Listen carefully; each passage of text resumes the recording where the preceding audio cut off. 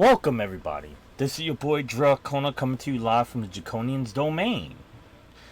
I've been out of commission for quite some time, and honestly, I am happy to announce that I am starting a Dungeons and Dragons campaign. Now, before we get into the introductions of this campaign, and before I give you the entitlement of its name, let me just recap on it's good to be back into streaming again. Reason being why I have been away from stream for so long is because I had recently been injured doing my job, my personal job, if you may say. I kind of smashed my foot pretty bad. So it's the reason why I haven't been streaming or posting any updates on streams. I've been posting some stuff about my leg, about my foot on my social medias. So if you are following me there, you should know what's been going on. So, but more into that later. Right now, I want to introduce you to a campaign that I've been writing since back in 1999. And if y'all may ask, yes, I have been playing Dungeons & Dragons since the late 80s, early 90s. My uncle had got me into it, and I've been playing. I took a couple of year hiatus off of it due to the fact friends moved, uncle moved, and there was hardly anybody around that plays Dungeons & Dragons, because a lot of kids in the area thought it was just, stupid and corny and whatnot. So it was very hard to find games where I from. But then back in the late 99s to 2000, I've been writing a campaign that I've been strongly dedicating myself into for years. And after I wrote it, I never got a chance to play it. So I searched out for a bunch of people to look for, gamers. I go to conventions and everything. Then I started watching some, ever since this pandemic, and before the pandemic actually, I've been watching this thing called Critical Role. And other players been doing, D&D. And I'm just like, I'm going to get back into this. So after reviewing some of the 5th edition rulings and magics and characters and bosses and all that stuff, I decided that I think it's time that I throw my campaign. So right now, let me give you the introduction, of... You messed up...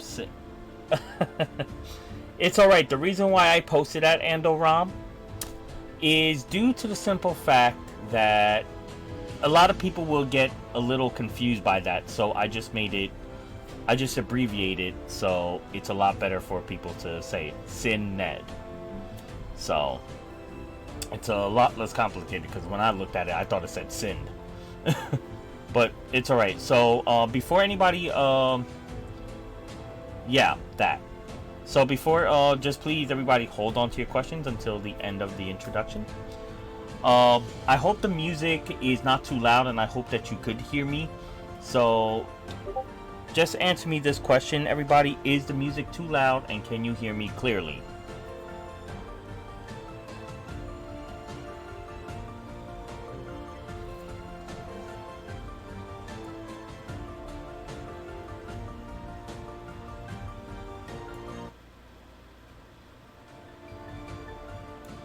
Okay, I just lowered it just a little bit.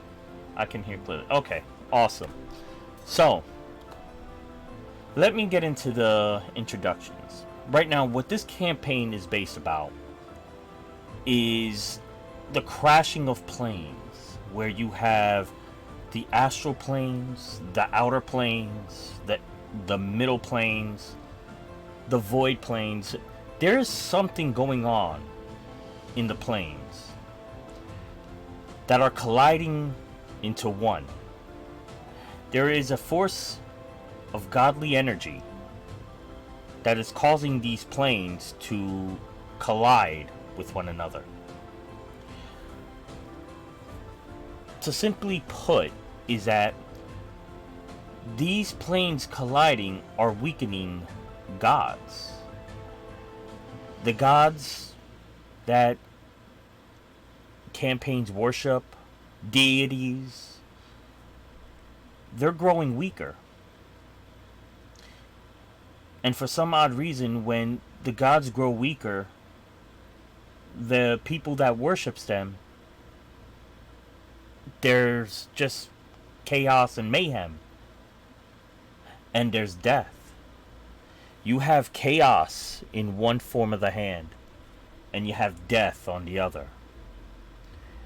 Both of these hardcore things are colliding with one another, which is causing a rift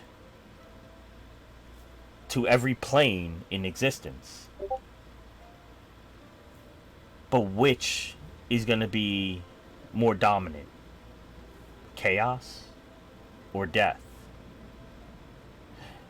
Many people understands between the Holy Trinity. You know, fire beats wood beats water beats fire.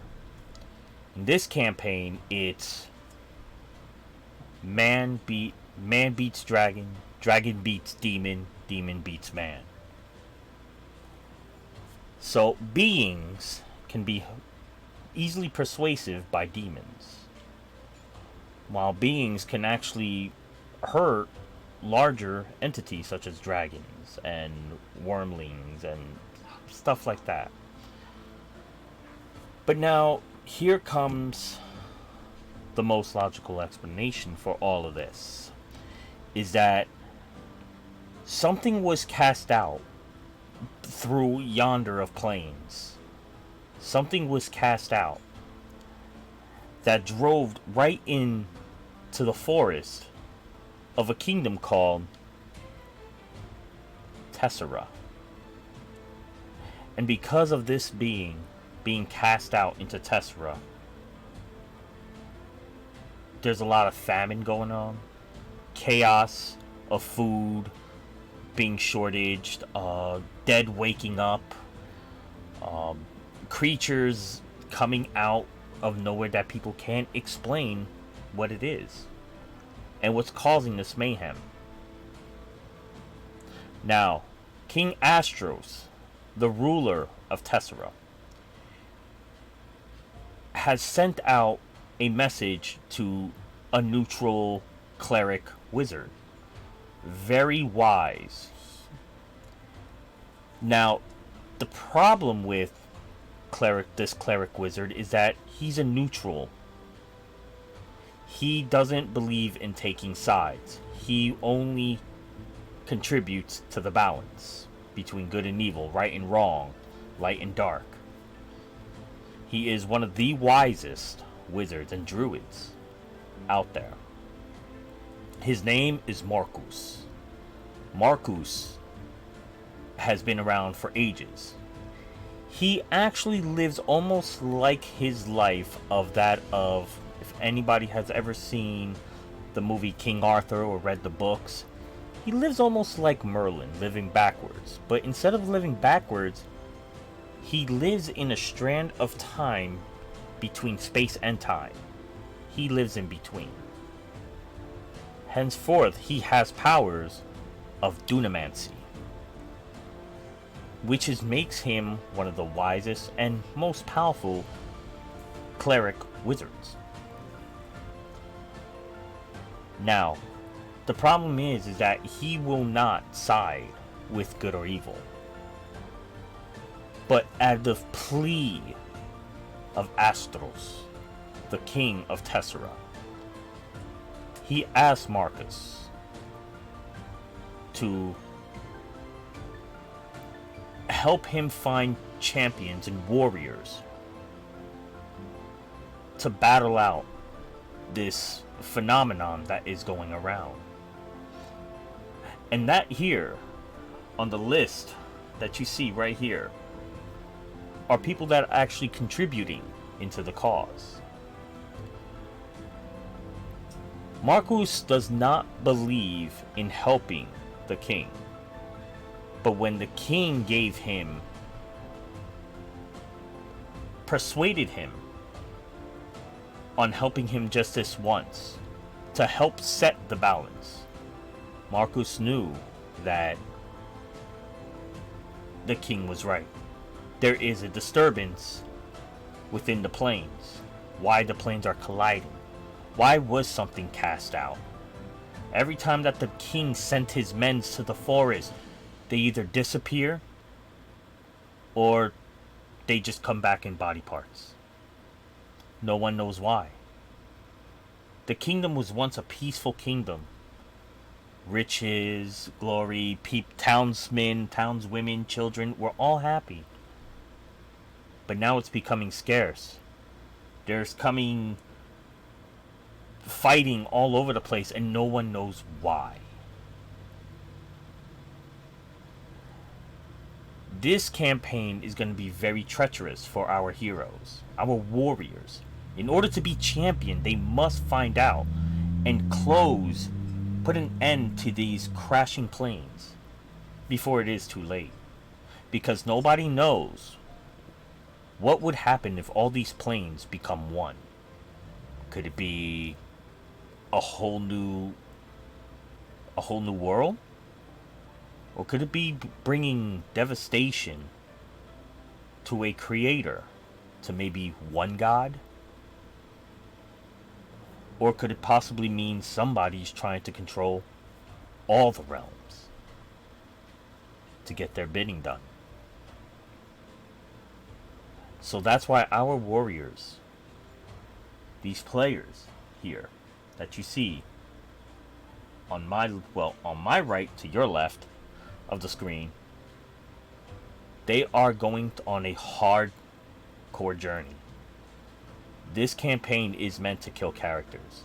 This campaign is meant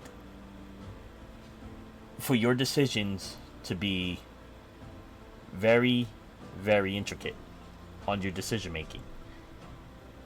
Because there are two entities, but our warriors would only be fighting one. Which one of these entities? That you will have to look and wait upon their progression to find out the truth. We have Elena, a warlock Damphir, played by Beta Trigger. We also have Estella, a wizard high elf, played by Crystal Tifa. We have Victor, human rogue monk, played by Andoran. We also have Buffy Cat. Character's name is Pyre, as a Fire Ganassi warlock. And I do apologize for my dogs barking. They're being real pains in the asses right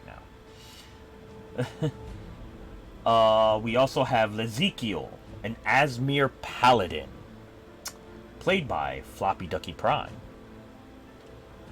We also have Kuma, the Erganasi cleric, played by Banshee Healer.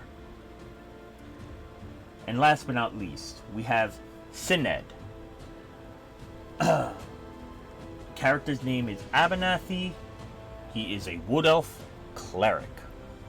Now, this campaign is going to be treacherous.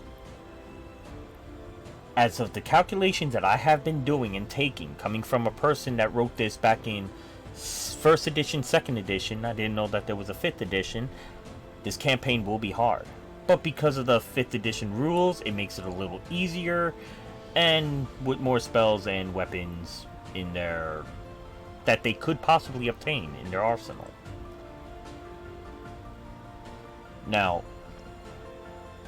with their decision making will determine the outcome of the campaign, and they will find what they seek.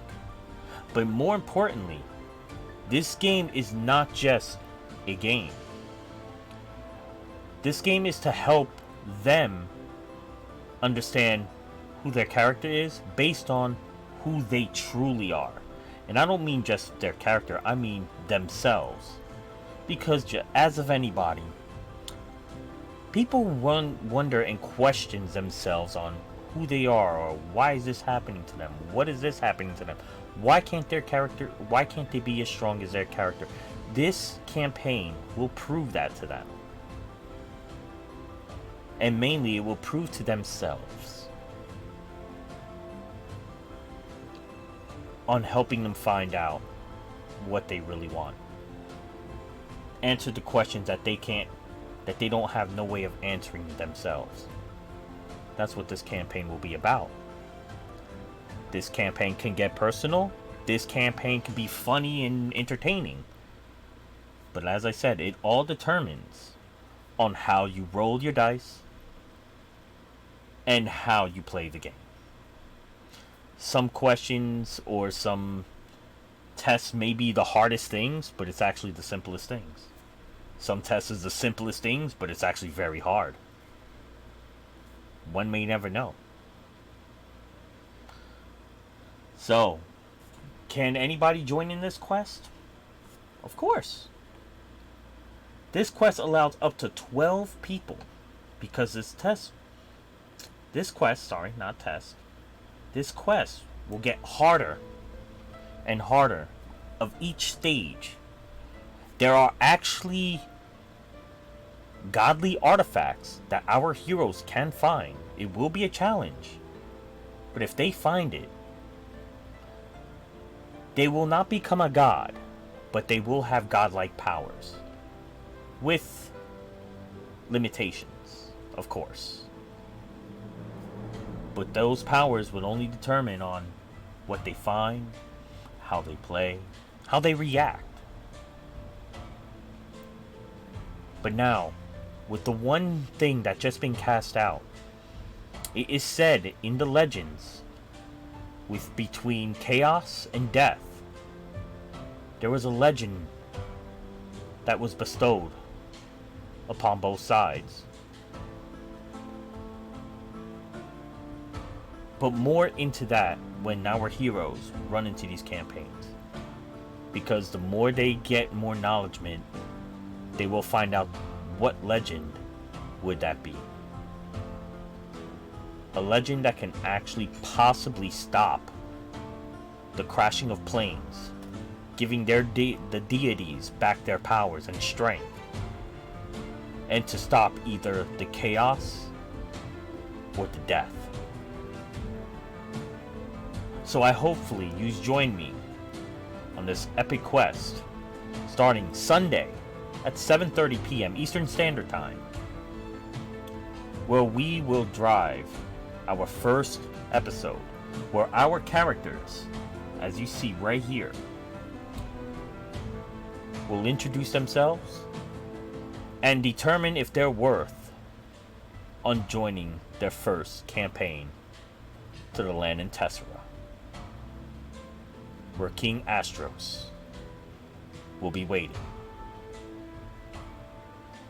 As the high elf, the high deity cleric, wizard, will choose, and depending on their reactions, he will determine if they are worthy enough to step forth through time, from their existence to the world in the kingdom of Tessera. So join me on the collision of planes, the rise and fall of gods, a true legend is born.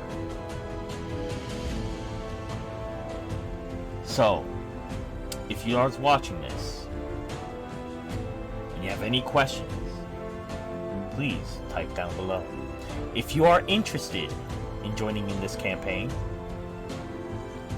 you can leave a comment or a message on my Twitter, Twitch, or Instagram. Everything is under my bio, so just click one of those. And if you are interested, I will determine to see if they're needed. Now, I will say this about this campaign: clerics will have more of a troublesome They are very useful in this campaign, but they are mortally highly to be in trouble than any other particular character. Due to the fact that if reading the books on clerics, if they choose the right path, can help find out more information, a lot more information about the planes. So, with that being said, please give acknowledgement to our warriors: Elena, Estella, Victor, Pyro, Ezekiel, Kuma, and Abernathy. If their words are true, and their decision is righteous of heart, and if they are who they say they are, the powerful cleric wizard Marcus will make the decision. So, I hope yous all come and see what we have to offer. Because to be quite frank, this will be not only an entertaining and heartfelt and possibly fearsome campaign, but this campaign will be truly at heart. Thank you, everybody. I'll see you this Sunday, 7:30 Eastern Standard Time. As always, take care, be safe, live free, game hard, or it's game over. See you Sunday.